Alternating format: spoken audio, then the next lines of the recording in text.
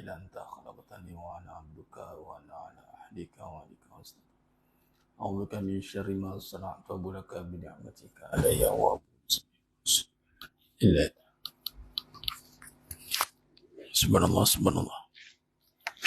Assalamualaikum warahmatullahi wabarakatuh.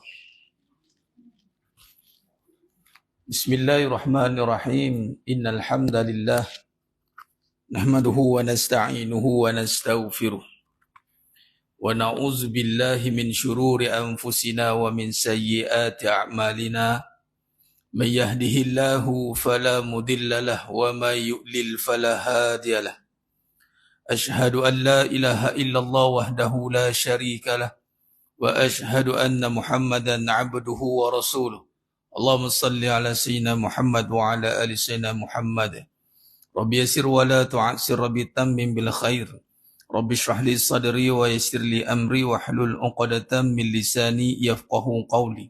Allahumma aftah alaina hikmataka wa anshur alaina min khazaini rahmatika ya arhamar rahimin. Allahumma faqihna fid din wa 'alimna bit-taqwil. Rabbana atina fid dunya hasanah wa fil akhirati hasanah wa qina azabannar.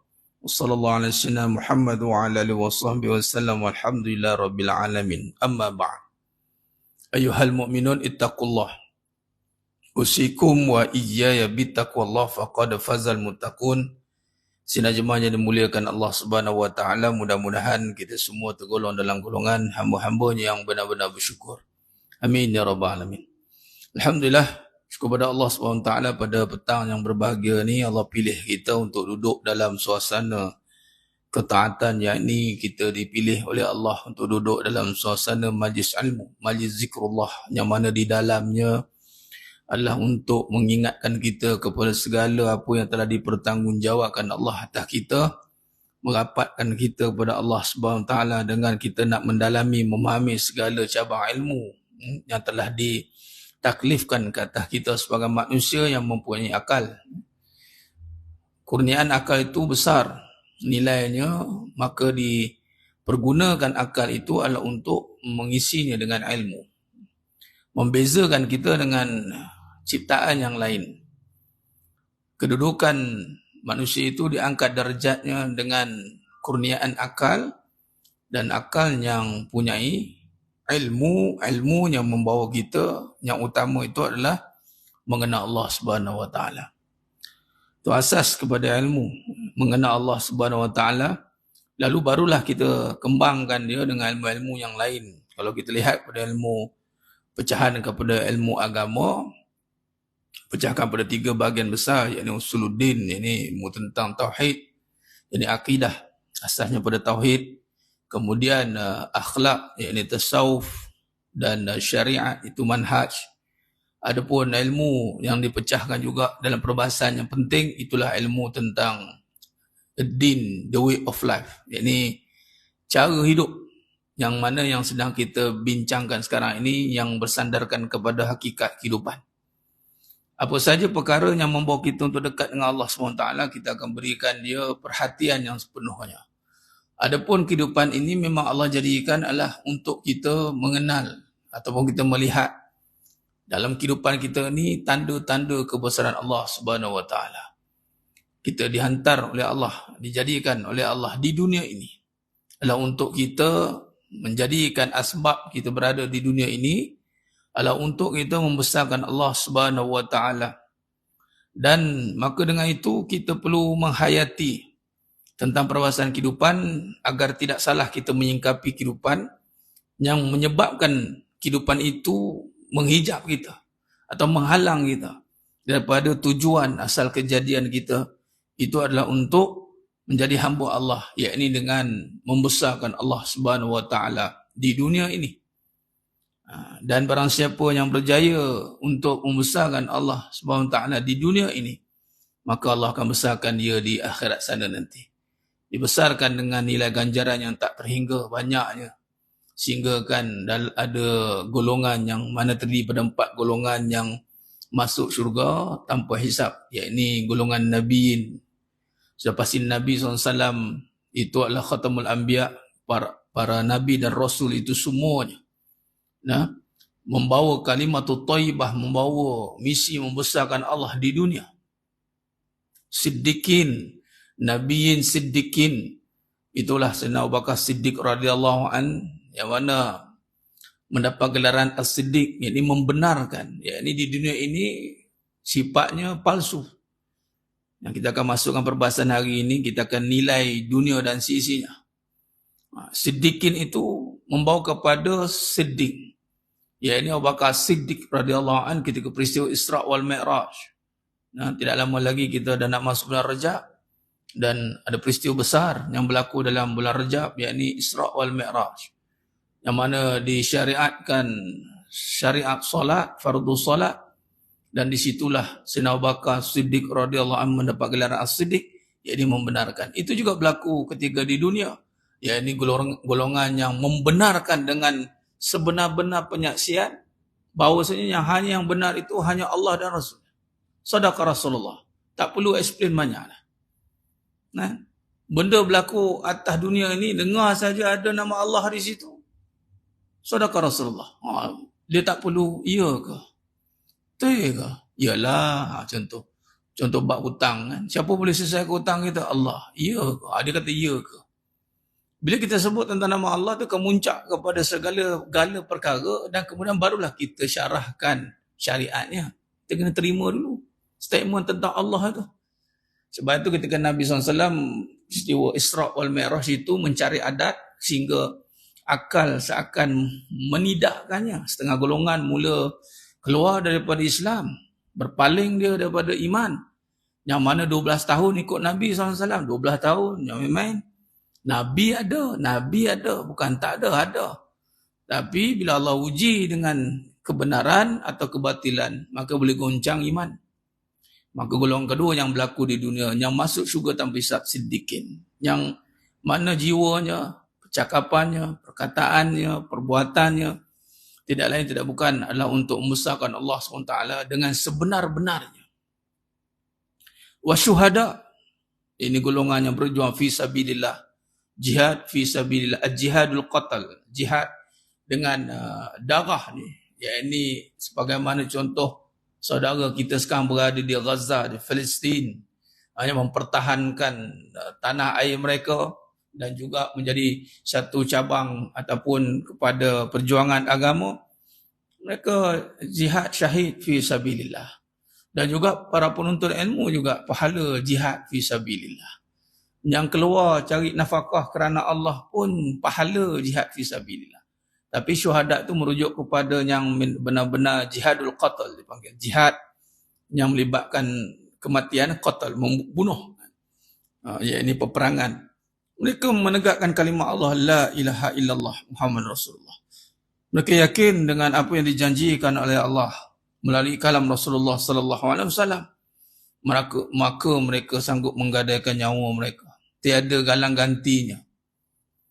Ini mereka, di mana kekuatannya? Kerana mereka yakin di dunia dia besarkan Allah. Dia besarkan cara mana? Terus yakin dengan ganjaran Allah. Tak berdolak dalih dah tidak berbelah bagi. Kalau Allah kata mati syahid ni masuk syurga tanpa hisab, ganjaran syurga yang menanti, tak soal banyak. Nabi SAW tidak menjanjikan kepada para syuhada, para sahabat radhiyallahu anhum ajma'in ketika mengepalai beberapa peperangan Al-Ghazwah. Nabi ada 80 lebih peperangan, dan ketika hijrah di Madinah, daripada Makkah ke Madinah, di Madinah 10 tahun perang saja. Tidak dijanjikan dengan pangkat, tidak dijanjikan dengan harta, tidak dijanjikan dengan anak pinak, tapi yang dijanjikan adalah dengan janji Allah. Di dunia diyakinkan dengan janji Allah. Bukan dengan janji manusia, dengan janji benda, tidak. Di dunia ni diyakinkan dengan janji Allah. Lalu ketika berada di dunia, dia melakukan dengan yakin pada janji Allah. Dia cari duit pakai contoh. Bukan sebab dia yakin dengan duit itu bahawa dia boleh menyenangkan, tidak. Dia cari duit itu sebab apa? Pada duit ada suruhan Allah, padanya ada yang Allah taklifkan, tanggungjawabkan sebagai contoh orang lelaki, dia kena nafkah. Ada yang melibatkan harta. Maka dia yakin bahawasanya padanya ada pahala. Jadi duit yang didapati itu yang Allah bagi, dia tidak sia-sia dan dia tidak berkira-kira pula untuk memberi kembali. Malah menginfakkan, menafkahkan yang wajib, menginfakkan pada yang sunat. Jadi dia tidak berkira-kira. Maka itu adalah membesarkan janji Allah. Itu kata di dunia ini perlu diperhalusi jemaah sekalian. Dan yang keempat itulah syuhada wassalihin. Itulah yang mungkin boleh kita tengok satu cabang yang kita boleh berharap kita berada pada golongan itu. Mungkin Nabiin, Siddiqin, syuhada, jauh sekali kita nak berada dalam golongan itu. Tapi salihin, yakni orang yang islah, yang sentiasa memperbaiki diri dia. Bukan orang yang maksum, bukan orang yang bebas, yang tak ada dosa, tapi orang yang selalu mengenang akan dosanya, lalu dia wasari'u ila maghfir. Segera dia kembali pada Allah dan dia sentiasa nak buat amal soleh. Ayyukum ahsanu amala. Dan amal soleh yang terbesar di dunia ini adalah meyakini segala janji Allah. Yakin dengan Allah. Sama. Rhythm dia, tempo dia sama. Perbahasannya menyebabkan golongan-golongan ini masuk syurga tanpa hisap. Orang soleh. Kenapa dia sentiasa memperbaiki diri dia? Kerana dia yakin Allah Ta'ala itu maha pemurah. Allah Ta'ala itu sentiasa memberi ruang untuk kita berubah. Manusia saja yang hari ini berkira-kira. Bila berubah, mula mengata, aku tahulah dia dulu siapa. Dia bukakan kisah dulu dia siapa, walau kawan tu dah berubah sekarang ni, sedangkan Allah SWT tidak melihat begitu. Tapi tak usah risau pun kalau orang buka dulu kita siapa. Selagi mana kita hari ini berubah untuk jadi baik. Yang jadi bahaya, orang cerita dulu kita baik, sekarang kita jahat. Itu bahaya. Itu sangat bahaya. Itu iblis. Tak usah takut kalau orang cerita, dia dulu aku kenal lah dia tu siapa. Pertama jangan takut sebab apa? Kerana selagi mana kita tidak mengaibkan, kita tidak akan diaibkan. Habis itu Ustaz, saya diaibkan. Kita diaibkan. Bukan kita akan mendapat keaiban itu. Siapa yang mengaibkan, dia akan diaibkan. Tapi perbuatan mengaibkan, bukan diaibkan. Mengaibkan. Dia tu mengaibkan saya dengan membuka kisah-kisah saya dulu. Tak usah bimbang, kita takkan diaibkan. Sebab apa? Syarat untuk diaibkan, kita kena mengaibkan. Jadi selagi mana kita tidak mengaibkan, kita tidak akan diaibkan. Jadi yang orang tu, dia mengaibkan. Buka cerita dulu. Pada kawan ni nak jadi orang yang soleh, solehah. Sehingga sekarang ni, perkataan solehah satu perkataan yang asing, yang janggal. Yang orang dengar pelik. Ada ke solehah sekarang ni? Ada ke orang soleh sekarang? Dia cuba untuk mencampakkan keraguan agar janganlah mimpi nak jadi solehah. Walhal Allah SWT membuka seluas-luasnya peluang untuk jadi solehah. Tidak perlukan apa sijil, tidak perlukan ilmu nak berbanyak-banyak, tidak perlukan macam-macam amal yang banyak. Soleh 4 amalan je. Kalau tengok apa yang Nabi gazetkan. 4 mudah. Jaga solat, jaga puasa, jaga aurat, ini maruah, taat dengan suami. Kemudian, masuk mana-mana pintu nak masuk. Iya Ustaz, nampak. Kita tak yakin, tu je lah. Tak yakin dengan Allah, dan bila tak yakin dengan Allah, diri pun kita akan mula, saya ni tak layak. Kita pula letakkan hukum kita tak layak. Kemudian orang pula menghukum pula, kamu memang tak layak. Habis langsung tak buat baik. Walhal kelayakan ini letak pada Allah. Selagi mana ada janji Allah, selagi mana ada ruang dan peluang, selagi itu kita kena husnuzan. Bersangka baik dengan Allah Ta'ala. Orang yang islah, orang yang sentiasa memperbaiki. Begitu juga dengan orang lelaki ataupun suami yang saleh. Ini dia bukan bebas daripada, kerana maksum, dia mesti jadi ulama besar, dia mesti kena hafal gitu. Tidak. Selagi mana dia nak berubah jadi baik. Selagi mana dia memperbaiki kebaikan perbuatan-perbuatan dia. Lagi itu, peluang itu ada untuk sesiapa saja. Dan Allah tidak meminta syarat dunia untuk menjadi soleh. Tidak meminta syarat dunia untuk jadi solehah. Syarat yang diminta adalah yakin dengan Allah atas segala tawaran yang diberikan oleh Allah. Jadi rebut. Tapi kenapa kita tidak rebut? Kita bimbang, kita tertipu dengan dunia. Kita tertipu dengan dunia. Kenapa tertipu dengan dunia? Kerana kita salah menilai dunia. Semua perkara itu yang mas kalian tadi 4 golongan yang orang kata begitu excellent, masuk syurga tanpa hisap. Dan ada golongan yang masuk syurga tapi dihisap. Ada masuk syurga masuk neraka tanpa hisap. Masuk neraka dihisap. Nampak ada 4 kan? Masuk syurga tanpa hisap, masuk syurga dengan dihisap. Masuk neraka tanpa hisap, masuk neraka dengan dihisap. Dihisap tu apa? Ditimbang amalan kita. Kemudian tengok mana berat. Tengok dalam bab baik buruk tadi. Kenapa kita tak boleh kata buruk kat orang? Kenapa? Relevan dia kalau kita tahu sistem timbangan di hari akhirat. Ketika almarhum Tuan Guru Datuk Seri Abu Hassanuddin Al-Hafiz, beliau mengkhususkan dalam perbahasan titian sirat. Beliau mensyarahkan tentang titian sirat dan saya menghadirinya beberapa kali. Cuma saya tengah nak cari rakaman, dah lama dah sayang rakaman tu, saya ada rakam buat rekod. Detail dia cerita. Baik. Apa nak disimpulkan daripada perbahasan itu? Beliau telah membuka satu gambaran yang jelas dan saya melihat ini satu tawaran yang hebat. Di situlah datang satu harapan yang tidak berhenti-henti berharap. Sebab Islam datang ni memberi harapan. Dunia menghancurkan harapan. Islam, agama Islam, Allah Ta'ala memberikan satu jaminan. Tapi dunia menghancurkan jaminan. Allah menimbang amalan kita di sekalian. Dan kita tak tahu sekarang amalan kita banyak dosa, banyak pahala. Kita ada dosa pahala. Baik. Sekarang semua manusia nak masuk syurga. Tak ada siapa pun yang kalau interview 10, 11 orang, saya nak neraka. Walaupun dia buat perkara-perkara yang nampak ahli neraka ni, tapi dia pun hope dia ke syurga. Tapi memang pelik lah kan. Nak ke syurga, tapi jalan ke neraka. Memang tak jumpa lah. Tapi nak cerita berharapan semua orang nak ke syurga. Baik. Syurga ni ditimbang dengan berat pahala, bukan banyak amal.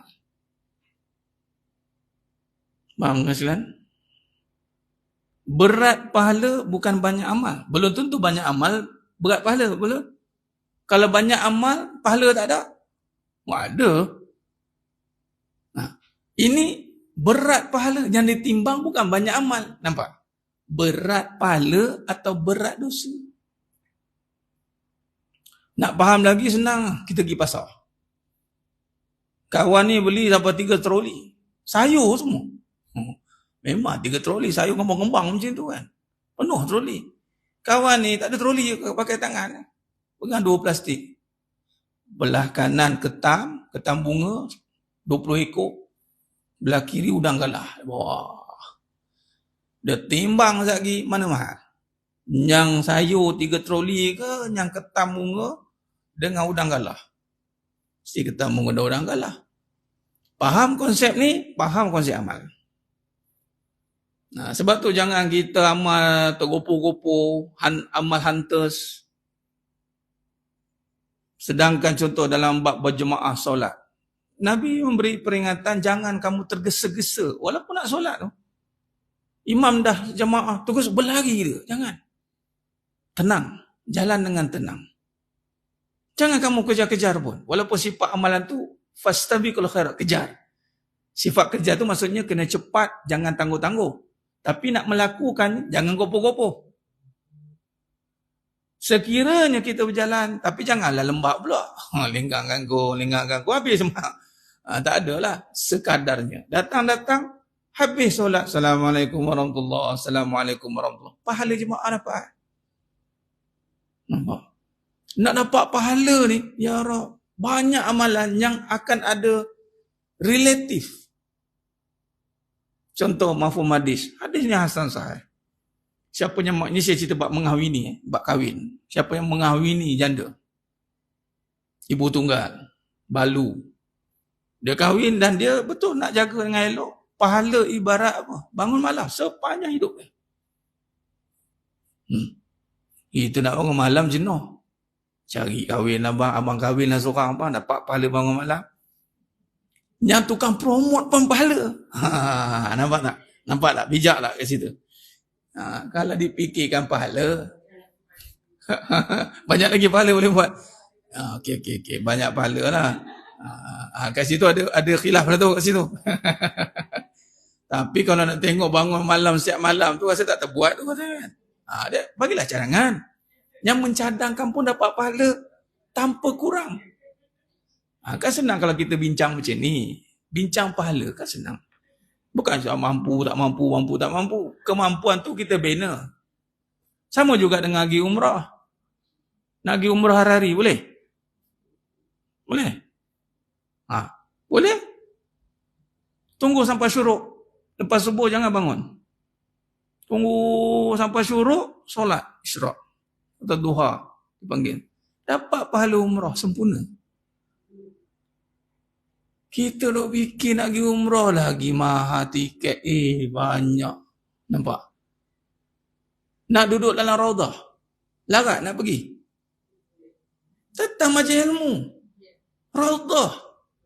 Nampak tidak? Nampak di situ nampak. Ya Allah, luas ni Islam ni.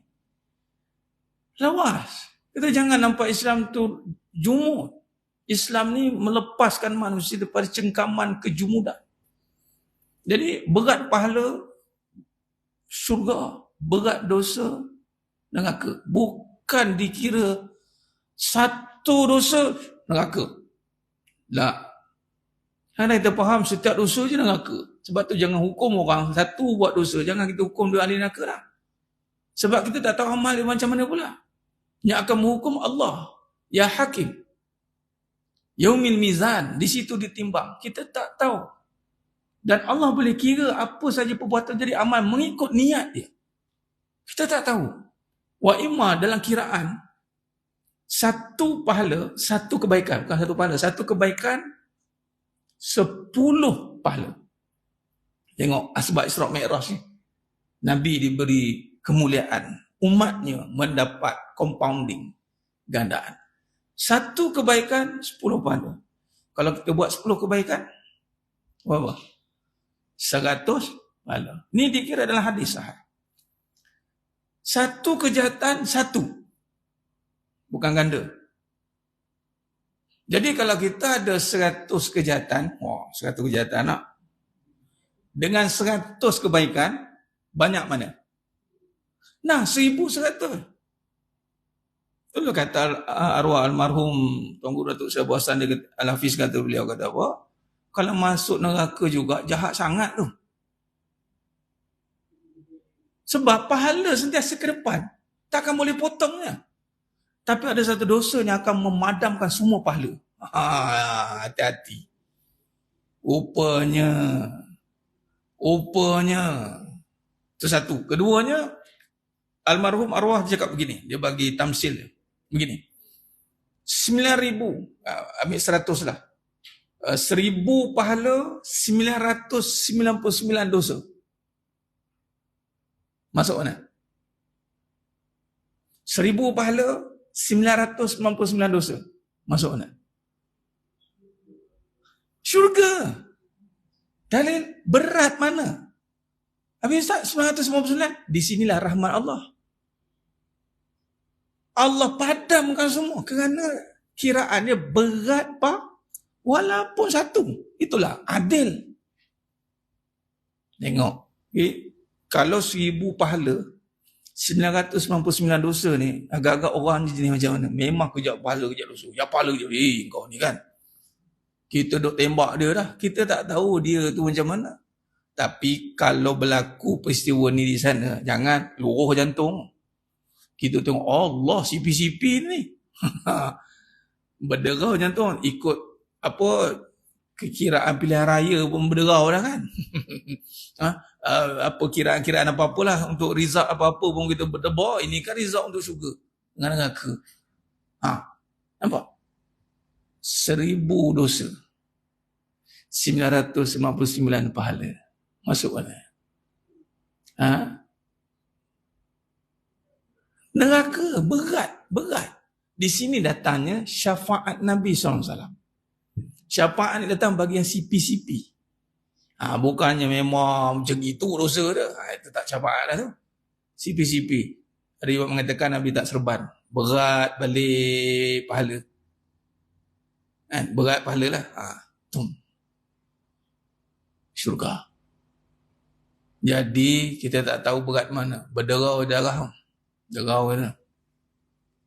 Jadi di situ kita nisbahkan, jangan hukum orang, kita tak tahu. Nah tu masuk dia. Sebab tu dari situ, daripada situ saya dengar, saya tu kata, ya Allah baik ya Allah.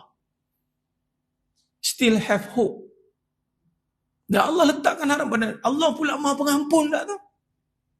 Selagi nyawa belum sampai ke tengkorok kita ke ni, selagi itulah taubat kita diterima oleh Allah. Selagi belum sampai. Dan once diterima taubat, hapus kalau dosa. Nak cakap apa? Jadi sekarang ni nak bagi tahunya, syurga ni memang Allah nak bagi je. Tapi manusia je isunya, dunia punya isu. Sekarang ni itulah saya tekankan ni. Ni dunia punya isu. Sebab dia dah tertipu dengan dunia. Dan banyak ayat-ayat yang Allah nyatakan manusia itu tertipu dengan dunia. Dan Allah jadikan dunia ni ujian. Tertipu dengan dunia dan ada lalangan. Nanti kita sampai page nanti kita akan baca hadis, bukan hadis, daripada kata-kata Imam Hasan Al-Basri mengatakan dunia ni cinta dia. Dunia ni membawa pada suka je mas sekalian. Dunia ni akan membawa pada sifat suka. Benci dunia tu bila dia kecewa, tapi dunia tu sendiri suka. Mata'ul ghurur. Allah nyatakan dunia ni kesenangan. Baik. Kata Imam Hasan Al-Basri rahimahullah ta'ala alaih, hubbud dunya, cinta dunia ni, ra'su, kepala, kulli khati'ah, kepala bagi segala kejahatan. Dia boleh jadi api dalam sekam yang boleh membakar balik pahala kita. Hati-hati. Sebab tu saya letakkan perbincangan nilai dunia dan isinya menjadi topik utama dalam perbincangan mukaddimah kita ni. Baik. Menilai daripada sudut pandangan kita terhadap dunia ini pelbagai tafsiran yang akan diberikan dan juga pelbagai kaedah yang akan ditakrifkan terhadap dunia ni. Kita tak nak tengok dunia dari sudut pandang kita. Apatah lagi macam-macam kaedah cerita bab dunia. Ada yang cerita dalam kaedah A, kaedah B, kaedah C, kaedah D, macam-macam kaedah. Saya pecahkan dua je kaedah. Kaedah yang dapat dunia dengan seronok, iaitu orang yang seronok, dia cerita dengan seronok punya cara. Orang yang dah kecewa, dia cerita dengan kecewa punya cara. Dua-dua jalan tak boleh pakai. Kita tak nak kita dengar daripada orang yang seronok dengan dunia, lalu dia beri tip-tip untuk mendapatkannya, walaupun dia kembalikan dunia itu dengan gambaran ilmiahnya, gambaran amalnya, tapi ingat, dia pandang dunia dengan suka. Ada golongan yang memandang dunia dengan benci. Sebab apa? Dia kecewa.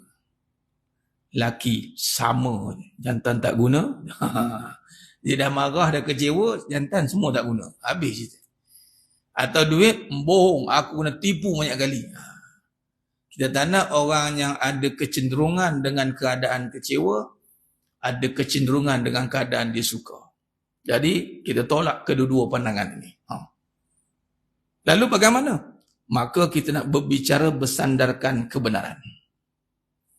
Kebenaran tidak akan cenderung kepada salah satu daripada keduanya. Suka pun tidak, duka pun tidak. Benar itu asasnya mestilah menilai kembali dari sudut realiti bersandarkan Al-Quran dan As-Sunnah. Itu dia. Kita balik pada nas yang qat'i. Baik. Sebab As-Sunnah ni termasuk dengan ijma' ulama'. Hadis, ijma' ulama' qiyas. Itu dah As-Sunnah tu. Al-Quran dan As-Sunnah. Dalam dia ada hadis Nabi SAW, kemudian ijma' para ulama', kemudian qiyas. Itu sumber hukum. Sumber hukum. Baik. Khair. Penilaian yang tidak berteraskan realiti kebenaran, iaitu yang tidak bawa balik kepada perbincangan bersandarkan Al-Quran dan Sunnah, ianya hanya akan menyebabkan berlakunya kepincangan terhadap ekosistem sebuah kehidupan. Hari ini kalau kita tengok dunia sekarang, macam-macam isu berlaku, walaupun, saya selalu tekankan perkara ini, walaupun dia beramal. Tapi mari bab dunia, harga dia buat ni. Perbincangan kadang-kadang, contoh. Saya bagi terang contoh. Saya buat diri saya lah. Saya buat diri saya ni contoh lah. Sebab ada segelintir asatizah. Yang bila diajukan dengan tentang dunia, dia akan tak terjawab. Dah ustaz pun pakai payah. Saya cakap apa? Ustaz pun pakai ni. Terpaksa kadang tu saya tengoklah perhatikan beberapa yang menjawab dengan keadaan suka. Kenapa? Ya mesti sebab kita dapatkan comfort dia, kita nak dapatkan itu dia. Setengah tu pula.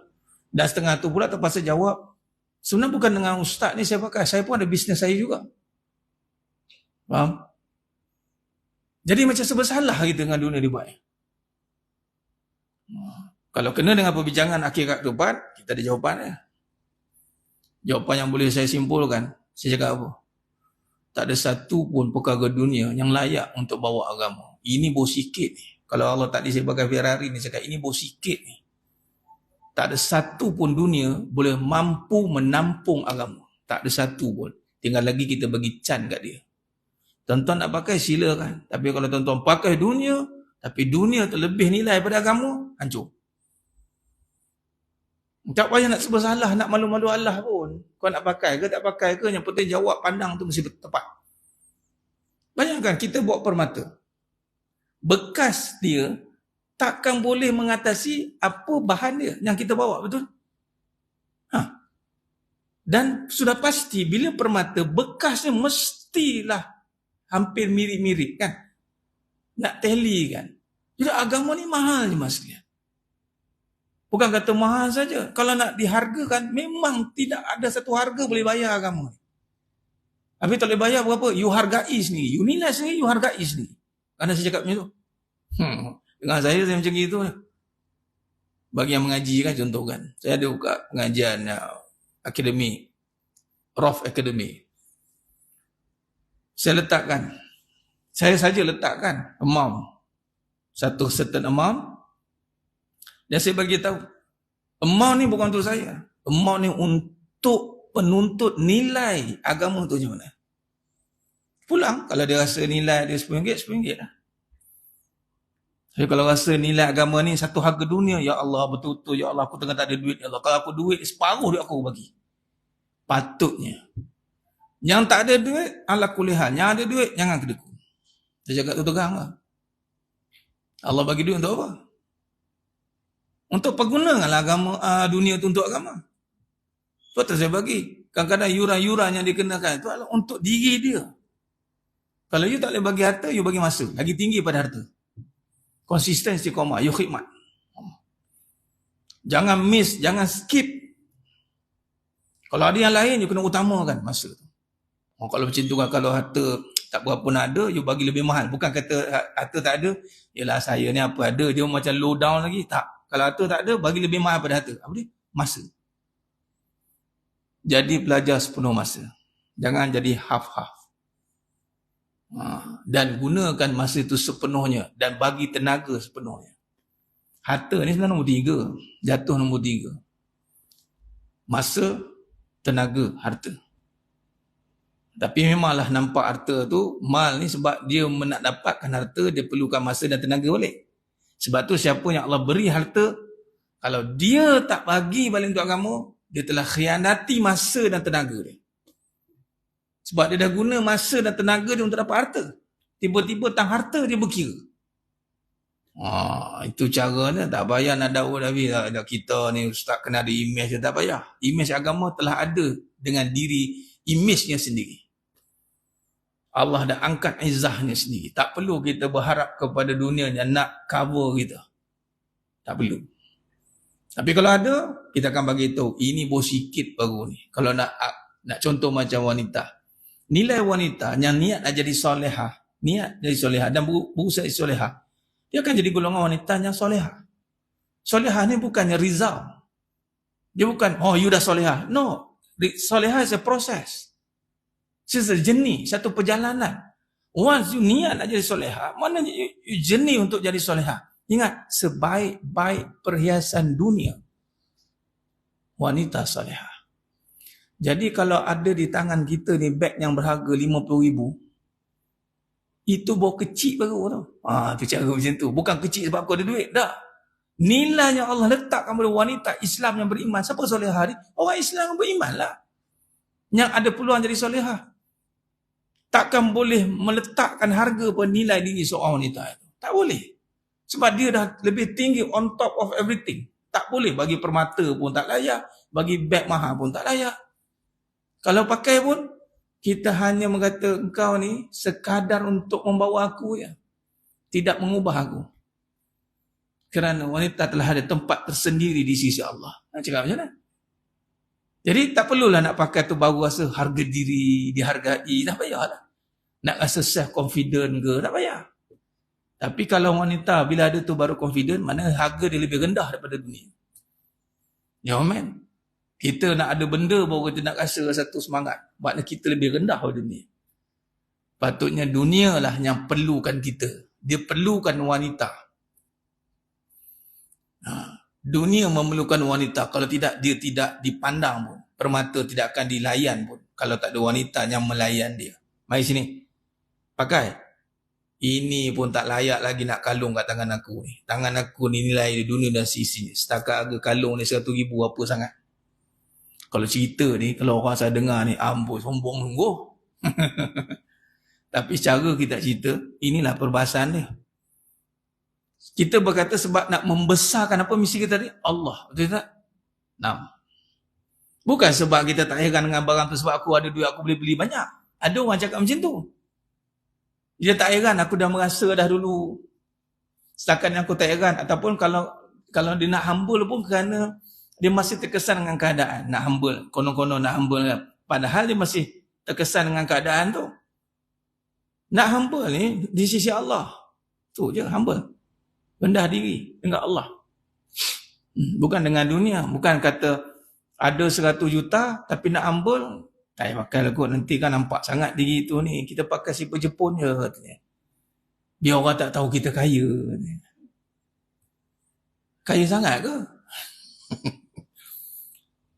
Anas bin Malik radhiyallahu anhu itu seorang sahabat Nabi SAW yang kalau ada tu dengan pewatakannya, dengan bajunya, dengan perfumenya, Mus'ab bin Umair radhiyallahu anhu tu anak bangsawan di Makkah Al-Mukarramah yang berhijrah ikut Nabi dan syahid di medan Uhud.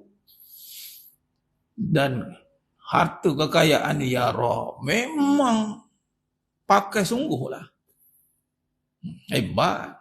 Tapi tak rasa hebat dengan benda. Bukan senang tau, bukan senang. Sebab tu kita kena letakkan topik ini di depan sekali. Depan-depan kita letak. Jadi penilaian tidak berteraskan realitinya, kepincangan ekosistem lah. Sebagai contoh, berbalik ekosistem kehidupan. Dia akan menyebabkan kekecewaannya tidak berpunjung. Sebagai contoh, wanita. Saya tekankan lagi tentang wanita. Saya pernah nyatakan dalam beberapa siri kuliah saya yang lepas-lepas lah.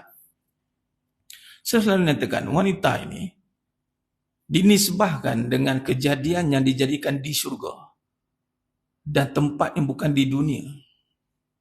Reward seorang wanita ni di syurga sana, bukan di dunia sini. Sebab tu seorang suri rumah itu bukan dinisbahkan tak ada kerja. Tapi orang faham tak ada kerja, dia ingat tak ada harta. Ni faham ni. Ni mandate zaman sekarang ni. Nak kerja bukan sebab nak kerja, nak kerja sebab nak harta. Akhirnya kita kena bekerja. Habis tu suri rumah kat rumah tu tak kerja. Duduk saja. Walah kerja dia lagi dahsyat, tak berhenti kerja. Mesin tu kalau boleh meletup mesin orang. Wah, pusing. Baju lepas basuh baju, lepas baju. Mana datang baju ni? Padahal baju dia sendiri pakai. Baju dia pakai pun dah banyak lah. Belum lagi baju anak-anak lagi. Orang dah kerja. Jangan dinisbahkan dengan harta. Kenapa setiap wanita tak ada isu? Dulu tak ada isu nak kena bayar-bayar ni. Sekarang pun nampak. Kerana wanita ni kalau dibayar ibarat orang gaji. Kenapa wanita tak dibayar? Sebab tak terbayar. Abang tak terbayar betul nilai kamu ni. Abang hanya mendoakan syurga lah untuk kamu yang kata. Allah. Terima kasihlah abang, ya Allah, lembut hati ni. Abang tak terbayar. Abang tak tahu nak beli apa kat rumah. Sebab awak ni perhiasan yang terindah lah dalam rumah ni. Teruk sangat tu kan. Tapi jangan direndahkan nilai wanita. Hari ni, agenda untuk merendahkan nilai wanita tu banyak. Lagi pincang. Dan laki-laki pula zaman sekarang pun ada jenis passion yang macam itu pula. Yang menyokong pun. Nak agakkan kita orang lelaki mana jadi Ustaz? Dia suka isteri dia bekerja. Bekerja apa? Bukan berharta. Bukan bekerja, berharta. Sebab apa? Senanglah sikit dia. Itulah dia. Orang lelaki dengan marah ni. Ustaz ni geram tu lah. Gua ada ke cakap gitu. Dalam Islam tak melarang. Memang tak larang. Islam tak semudah-mudah untuk mengharamkan. Tapi salah bawa jadi haram tadi. Benda harus. Harus wanita berharta. Harus. Bukan wajib. Tapi harus kalau tidak bawa dengan hukum, jadi haram. Kenapa? Meninggalkan yang wajib. Mula berkira, nak berkhidmat berkira, nak masak untuk suami berkira, nak menyapu berkira. Sebab apa? Tak ada dapat duit. Kira tu tak berharta. Itu. Sebab kalau setiap kali sapu, 1 juta. Bang, mana lagi nak sapu? Cakap. Majikan sebelah, cakap. Cuba setiap kali basuh ni, ada apa tak kat Saudi ke mana tak? Bukan Saudi, belah-belah Timur Tengah. Setiap kali isteri dia beranak, 1.2 juta dia bagi. Saudi. 1.2 juta. Kalau macam ni bang, I rela beranak. Murahnya wanita, janganlah semurah itu. Dan lelaki selemah itu. Lemahnya lelaki nak bagi keyakinan yang sebenar kepada wanita. Yakinlah wahai isteriku. Dia cakap begitu sikit kan. Sesungguhnya dirimu dijadikan dari syurga. Di dunia ini tak ada satu pun perhiasan yang mampu menyaingi dirimu, wahai isteriku. Habis. Silakan membantu dengan senyum meriang. Kalau boleh senyumlah. Ramai niat yang membantu begitu, tetapi akhirnya jadi buntu dia. Saya nak bagi tahu mudahnya, tanggungjawab yang sepatutnya pada lelaki pun kadang-kadang merungut. Ini kan yang tak dipertanggungjawabkan. Agak-agak kalau boleh tak merungut, 2 jari, ibu jari, 2 jari kaki saya angkat sekali. Tapi kalau betul-betul nak buat, silakan. Tapi jangan diniatkan bekerja untuk harta. Semua wanita kena bekerja. Kerja paling utama mengurus rumah tangganya. Dia jadi pengurus besar. Dan tinggal lagi kesilapan melihat ni sebab dunia tadi. Meremehkan serumah je. Kadang-kadang tu sampai tahap saya kena cakap macam ni. Kenapa? Wanita ni nampak cerdik bila pegang iPad. Pegang handphone. Pegang anak tu nampak bodoh ke? Saya terpaksa cakap bahasa begitu. Bila dukung anak tu nampak bodoh ke? Sedangkan yang membodohkan diri sendiri. Kita yang rasa macam, apalah saya pegang anak. Walau anak itulah permata kita. Siapa lagi nak didik dia? Melainkan takkan nak suruh orang. Yelah walaupun dia sekolah, tapi sekolah hantar saja kan, pendidikan. Bukan melepaskan terus kepada sekolah. 9 bulan marah cikgu pula. Kenapa anak saya macam ni? Kenapa anak awak macam mana? Kena cikgunya cengeng juga, kena juga situ. Berlawan dia. Ni anak siapa? Anak awak? Ada tu? Tanya saya. Saya siapa? Anak dia? Bukan? Mula berlawan kat situ kan. Jangan. Sebab apa? Kepincangan dalam ekosistem sedang berlaku sekarang ini. Tak salah, tak ada larangan wanita untuk bekerjaya. Tetapi jangan letakkan itu sebagai matlamatnya. Walaupun niat tadi untuk menolong suaminya. Tapi hati-hati kerana di situ ada fitnah yang besar. Kerana harta ni kita dah bincang dari awal, inna likulli ummatin fitnah wa inna fitnah ummati almal. Nabi kata dah, setiap umat ada fitnah dan fitnah umatku harta. Harta ni membuat kita orang yang sentiasa berjasa. Ini nanti. Sama lelaki ke wanita? Dulu sama. Kalau lelaki pun dia rasa berjasa sangat sehingga dia boleh meremehkan isteri dia. Macam berjasa sangat. Dia dah sampai tak nampak jasa isteri yang tak terkira dengan harta. Patutnya tak boleh macam itu. Win-win. Kita pun ada tugas kita, isteri kita pun ada tugas dia dan dia layak pun minta kat kita. Cakap berapa awak nak? Awak cakap. Oh, cakap je dapat belum tentu. Dah. Betul lah tu. Jangan kita nak meremehkan salah satu. Ini berlaku di masalah zaman sekarang. Dan berlaku pada rumah tangga yang nowadays ini. Masing-masing setiap bulan dia bersaing pula tu. Bukan nak membantu. Niat awal membantu. Lain sekali bersaing. Lain sekali masing-masing ada income sendiri. Lain sekali apa berjadi, aku tak kisah. Sebab apa? Aku pun ada sendiri, dia pun ada sendiri. Hikmah, cuba tengok anak-anak kita. Bila dia bergantung dengan kita, cantik dah ekosistem ni. Kita akan ada empati sebab anak kita tak ada siapa dah. Kitalah yang bagi makan dia, kita bagi makan bermasuk dengan syariat lah. Kita masakkan, duit pun minta kat kita. Adakah kita nak membiarkan begitu saja? Begitu juga dengan seorang isteri. Seorang isteri yang bergantung pada suaminya, bang nak beli itu, bang nak beli ini. Kita tahu isteri kita tu tak ada siapa dah. Adakah kita nak menzalimi dia? Lantak kau lah. Tidak, wallahi mas kita. Melainkan suami tahu, alah dia pun ada duit dia, lantaklah dia. Pandai-pandai lah dia. Apatah lagi kalau suami pula tahu isteri dia, bang, ini gaji saya sebenarnya niat saya nak membantu abang. Ini gaji saya bang, ni slip gaji saya transfer semua kat abang.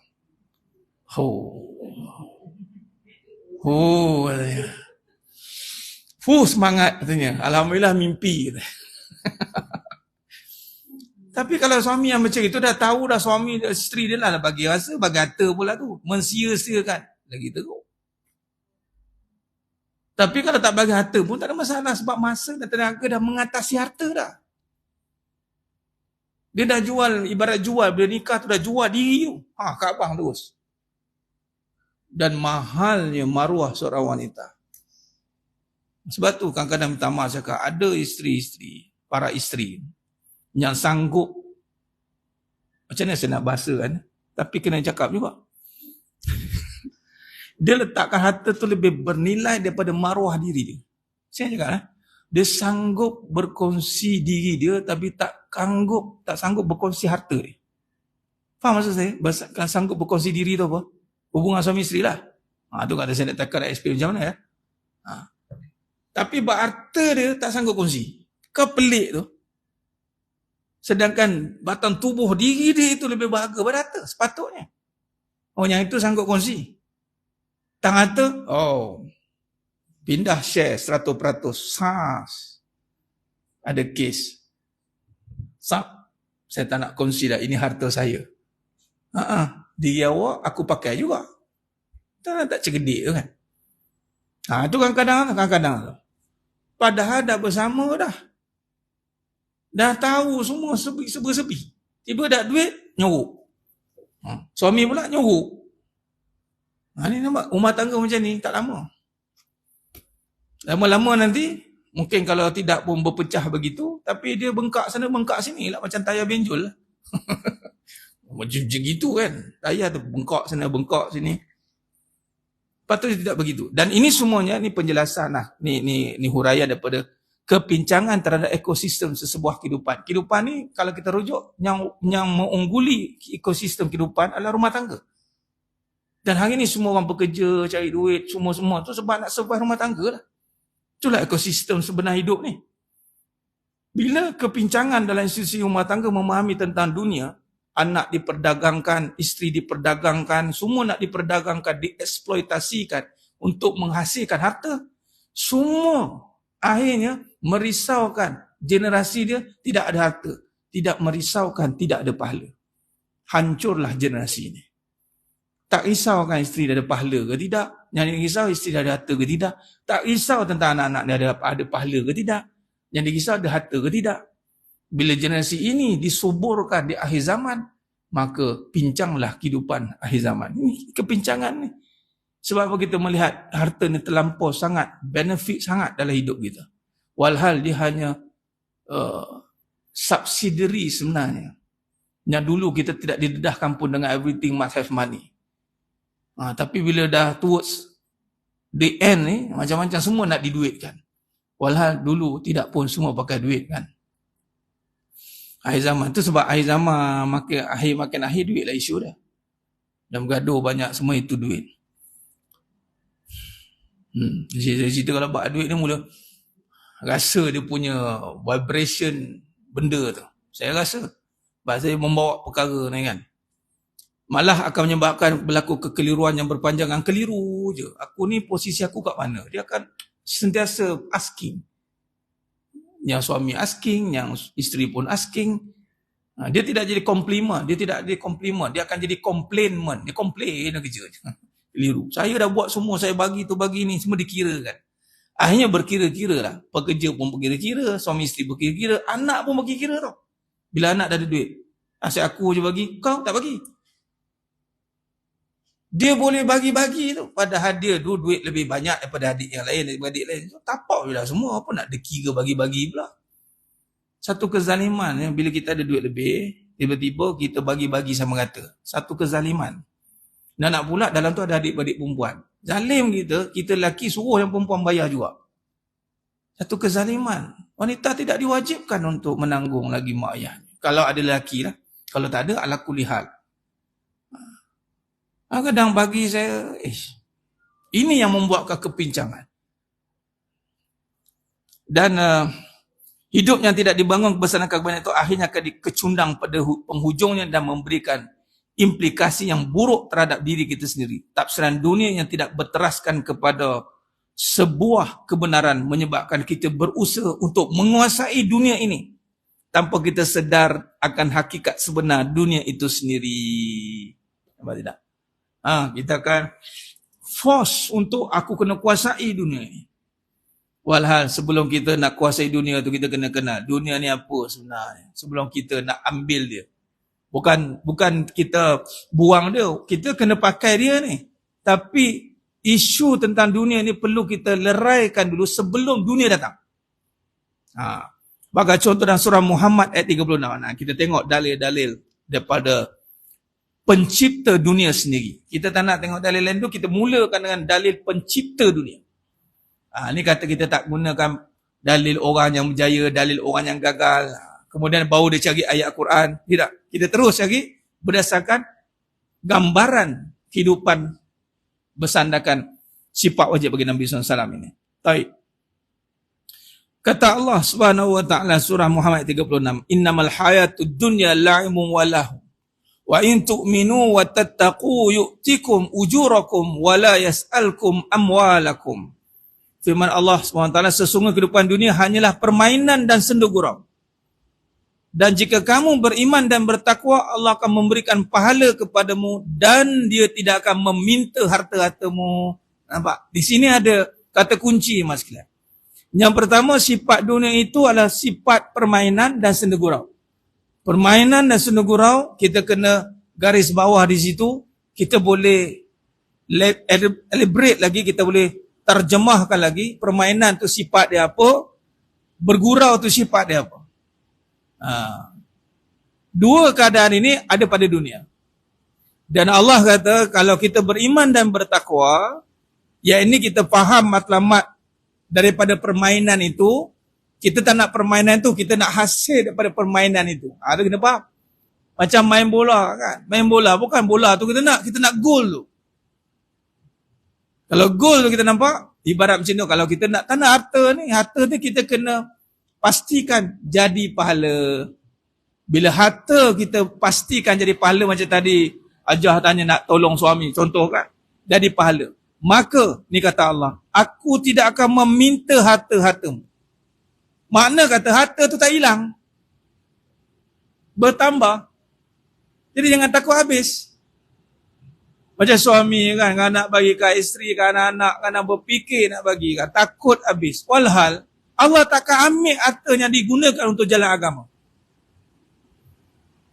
Jadi yakinlah dengan janji Allah.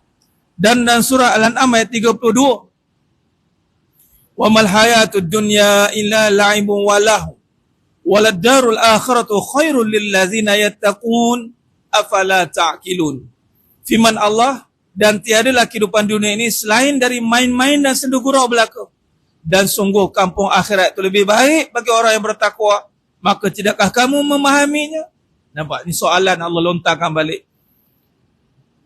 Dan lagi sekali Allah gunakan sifat dunia laibun walah. Dia kalau kita gariskan dunia itu apa? lalu kita keluarkan daripada ayat Al-Quran, permainan. Dunia tu apa? Sendu gurau. Dia macam itu. Jangan kupas dunia itu bersandarkan pengalaman kita. Kalau tidak, jadi macam isu tadi lah. Isu dia susah senang macam mana, isu dia begitu begini macam mana.